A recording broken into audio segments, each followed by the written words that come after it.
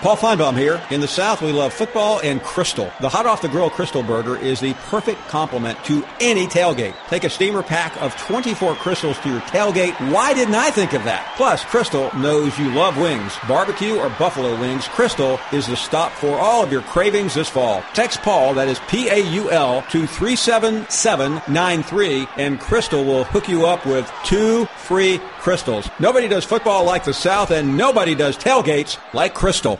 Welcome back. As we continue here on the program, let's talk about this game out between Missouri and Texas. A very interesting game. We want to look at both sides of it with people that understand the game, the Academy Sports game in Texas and Missouri. This game is in late December. Dave Matter joining us. Dave, first of all, thanks for being with us. We've talked a little bit about Barry Odom's turnaround this year, but what do you think was the key to it? I know his eruption got a lot of credit, but was there more to it, or was that the turning point? You know, I think publicly that was sort of the turning point, but I think kind of behind closed doors, that's kind of been Barry's demeanor, and that's the way that the players bought into his personality and his style. And I really think they just started playing a lot better on defense. And, they're not a great defense right now. They struggled some in their final game against Arkansas. But they just weren't making the mistakes. They weren't missing tackles. They started to get some turnovers. And they were able to, kind of complement that offense that was pretty good through the first part of the season outside of the Purdue game. And really just be a more complete team. And honestly, too, the schedule helped. I mean, they played a bunch of teams that were really struggling, and they took advantage and really capitalized on having, back-to-back games against Florida and Tennessee and the 2 non-conference teams that they beat. It just kind of all came together for this team. Had this season not turned around, I think you've told us before you thought Barry Odom would get more time. But how difficult would it have been without this incredible run at the end? It would have been really difficult. I mean, we have to remember that Jim Sturck, Missouri's athletics director, did not hire Barry. He was not, tethered to him. With his future didn't depend on how his hire of the football coach went, because he didn't bring him in here. So I'm not saying they had to win 6 games to save his job. But he got an extension last week, and that doesn't happen unless he really sort of gave the signal that he was up for this job. I think that what they did over those 6 games, and really I think you can even throw in the Georgia game before that was as competitive as anybody at that point, and really outside of Auburn played Georgia all year. I think that validated what Barry Odom can do as a head coach. It doesn't mean it's going to get any easier next year. The pressure is still going to be on him. But I think it gave a kind of a peace of mind with Jim Sturck. Okay, this guy can do it. He can win some games and take this team to at least a bowl game, which should always be kind of the minimum expectation. Let's talk about Drew Lock. A lot of speculation about his future. What do you hear and what do you sense? Well, he wants to get the information back from the NFL Draft Advisory Council. He wants to do his due diligence, not make any kind of rash decisions. My gut feeling is that he will come back for his senior year, but if he gets a first-round grade, and as of the other day, when last time he spoke to the media, he didn't have that information yet, that's pretty hard to pass up. But there are, I think, some other quarterbacks that probably ahead of him right now as far as just the discussions go, even though he put up, some ridiculous numbers this year, set SEC records and Mizzou records. There's a part of him, too, that I think is curious to see who this offensive coordinator hire is going to be. And he even talked the other day about how it could really be a benefit to him to play for another coordinator in another system, and he won't necessarily be tagged a system quarterback if he can adapt and play for another guy, which he'll have to do next year if he comes back to school. Talking about the Missouri situation, let's look ahead to this bowl game. Certainly you mentioned Mizzou beating some teams that were pretty bad, some of whom lost coaches. What does this game mean to the Missouri program? I think it means a lot. I mean, usually these kind of mid-tier bowl games, it's just a matter of who wants to show up and who wants to play, because when you have a month off and maybe it's not a sexy matchup or the destination isn't too exciting, we've seen a lot of teams that kind of just go through the motions. But I think this matchup against Texas, an old Big 12 foe, I think it means a lot. It means a lot to Barry Odom for sure. He was around when, there was tension between Texas and other schools in the Big 12 that ultimately led to the league losing 4 schools, including Missouri. He was reminded of the famous quote from DeLoss Dodds, the former AD at Texas, who I think it was in 2013, said, "Take a school like Missouri. Our bad years are always better than their good years." And that is a quote that has really resonated with Missouri fans. They have not forgotten that. Barry Odom has not forgotten that. So, and I think also, too, half of his staff coached at Oklahoma, so their natural rival is Texas. So they will have no trouble getting up for this game. And I think it will mean something to be able to beat a brand-name team like Texas, even though Texas hasn't been Texas for a few years now. Let me ask you, you mentioned the staff, Heupel heading to UCF. What is the effect of that, immediate and in the intermediate? Well, for the bowl game, they're just going to kind of go by committee and have what's left of the offensive staff run things right now. Joe John Finley is Missouri's tight ends coach. For now, it appears he's staying on staff, and he's kind of the de facto coordinator. They won't give him that title officially for the bowl game, but he does appear to be running things. They have a grad assistant or an analyst coaching the offensive line because Heupel took Missouri's offensive line coach with him to UCF too. Long term, Odom is talking to multiple people. He has said he prefers somebody that coaches a system similar to what Missouri has been running, this wide open, no huddle spread offense, which is almost the norm in college football today anyway. It's hard to find somebody that doesn't run a system that's similar to this. But he's going to have to find a quarterback's coach for sure because there's nobody left on the staff that is their specialty. So it'll be interesting to see just the timing of when this happens, when he brings somebody on. I doubt whoever it is would coach in the bowl game, but it really could have an impact on whatever decision Drew Lock ends up ultimately making. Always great to catch up. Dave Matter, by the way, I know we haven't talked about basketball, but give us the lay of the land there with the big injury to Porter. It's still sort of a week-to-week waiting game with him. He's not going to play anytime soon. I think Konzo Martin in his mind has just moved forward, and if they get Porter back in whether that's in February or March or maybe not at all, he's going to go ahead with the team he has. And the team he has is pretty good right now. They're 8-2. They've already matched last year's win total, which says more about last year's team than this year's team. And they've played a decently tough non-conference schedule. So he feels pretty good about this group right now. I just saved hundreds of dollars by switching to Geico. I'm so happy, I feel like I can fly. Disclaimer, you will not be able to fly by switching to Geico. This is against the laws of physics and nature. If you find yourself flying, please seek professional and or medical help immediately. In the unlikely event you find yourself flying, you might be a superhero, or a pigeon, or a superhero named Pidgewoman, who was bitten by a radioactive pigeon. If you are indeed Pidgewoman, Geico retains all licensing publishing rights in the event Pidgewoman the movie becomes a top-grossing Hollywood blockbuster. Geico. 15 minutes could save you 15% or more.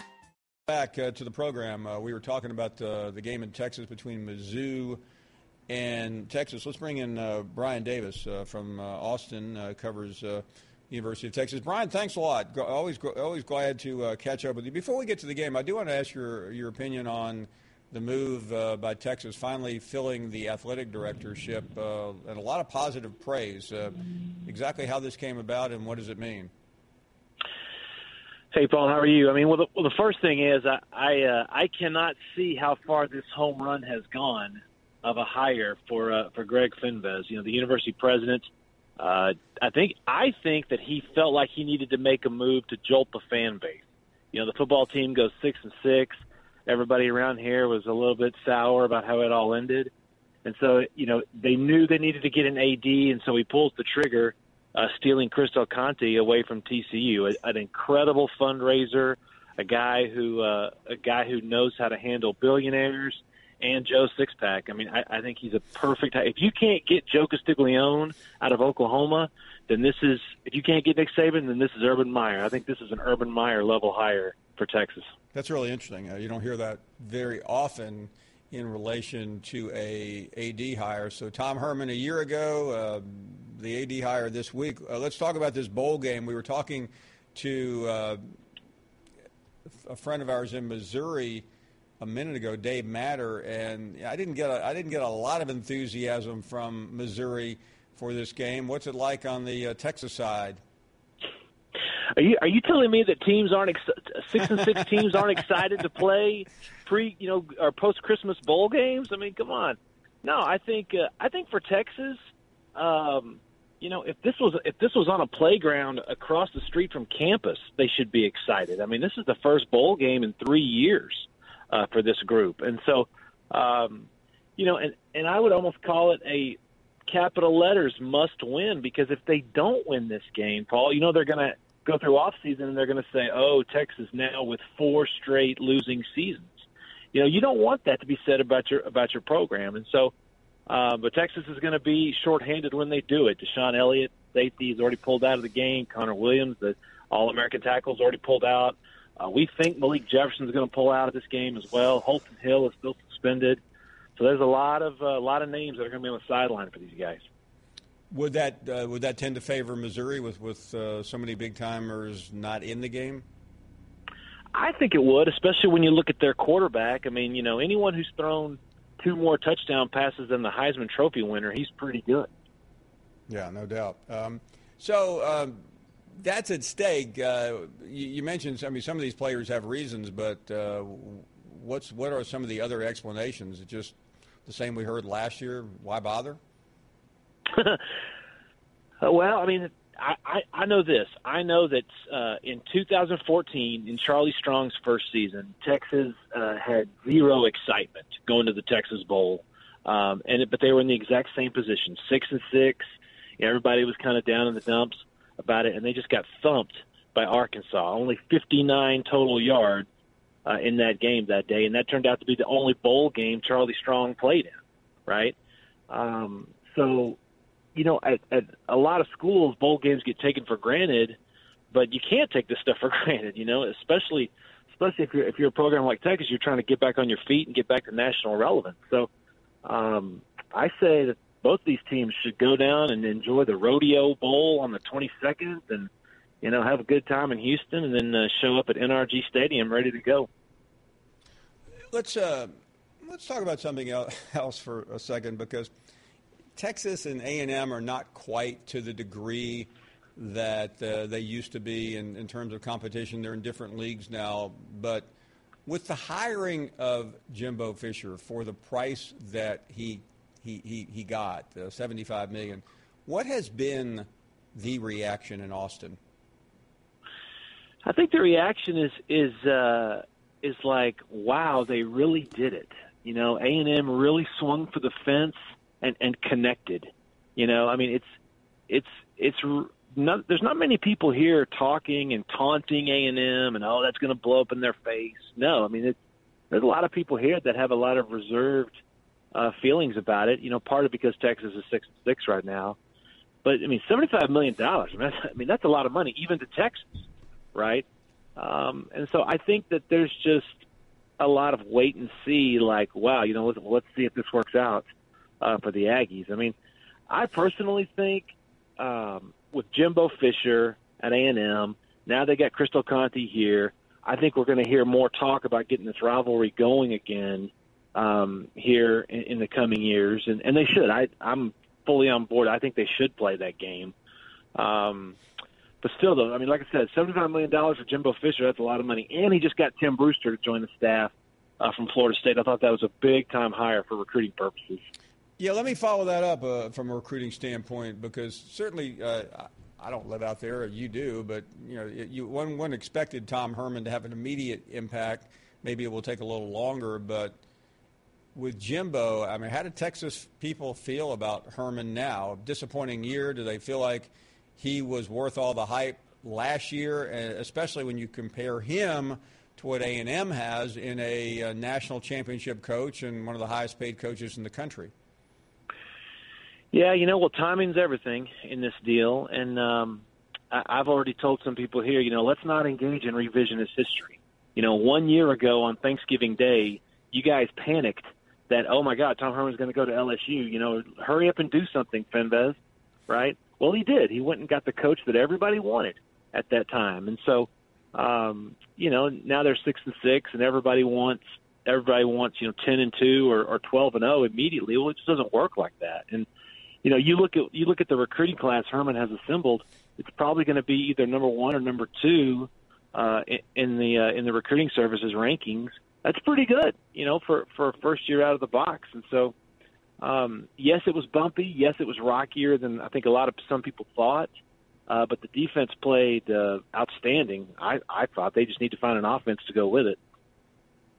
Finally, I mentioned A&M. What about Oklahoma? What do Texas fans feel about Lincoln Riley in his first year, not only winning, having the Heisman Trophy winner Baker Mayfield, but heading to the college football playoff? It's funny. I mean, OU is supposed to be Texas's biggest rival, but people here, at least in Austin, that they just don't talk trash about OU. They just don't. And I think it's a level of respect that OU commands, at least in this part of the world. You look at what the Sooners have done, Stoops stepping down the way he did. I mean, that could have really been incredibly disruptive to their entire organization, and yet here they are in the playoffs, like you said. And Baker Mayfield, a lot of people here love him because he is an Austin guy. He's from Lake Travis High School, which is right here in western Austin area. A lot of people here are proud of that, and so there's just not a lot of feelings about OU. It's more admiration, I would say. It's like, wow, how are they getting it done, and Texas isn't? Last question on Baker. Going back to when he was in high school, I don't want to beat up on Mac Brown. I think he was still there, but what happened there? Was he overlooked, or did everyone just miss on him? I think a lot of people missed on him. He went to Tech because no one would give him a deal, right? No one would give him a scholarship, and so.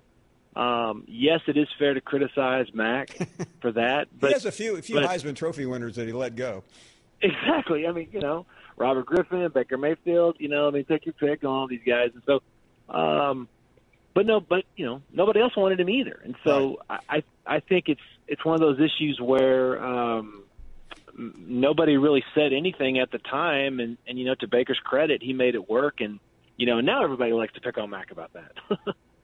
Well, yeah, there are a few more to add to Mac's resume. Jameis Winston, his coach, told me once that he wanted to go to Texas, that they wouldn't call him, and you know the rest of the narrative. It doesn't matter. Mac's alive and well and working at ESPN. He doesn't care about all that. What's funny, Paul, is that at the College Football Awards show last week, I had a long talk with J.T. Barrett, and he's another one. He says, "Yeah, I really wanted to go to Texas, and I never got an offer." And I said, well, it's kind of worked out for you, hasn't it? He just laughed. He says, oh, yeah, I am proud to be a Buckeye. And I said, well, good for you, man. Good for you. That's hilarious. Hey, Brian, appreciate your time as always. It's great to catch up.